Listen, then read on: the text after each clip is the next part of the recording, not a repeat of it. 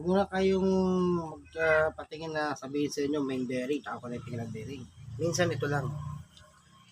Yung filter po doon sa loob ng oil pan, isang barado. Nangyayari yan kapag hindi masyadong inaalagaan sa change oil ng sakyan. Ito po, ang isa sa mga dahilan kung bakit tumabara yan.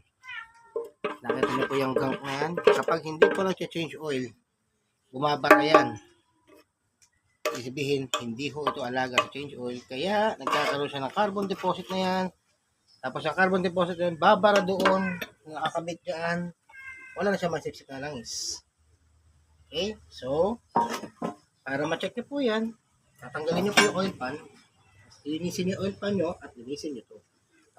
Pag may problema pa rin sa oil pressure, po pwedeng oil pump. Ito ho, assembly ng oil pump or bearing na. So, maganda, ito ho muna sa panggawin ninyo. Thank you.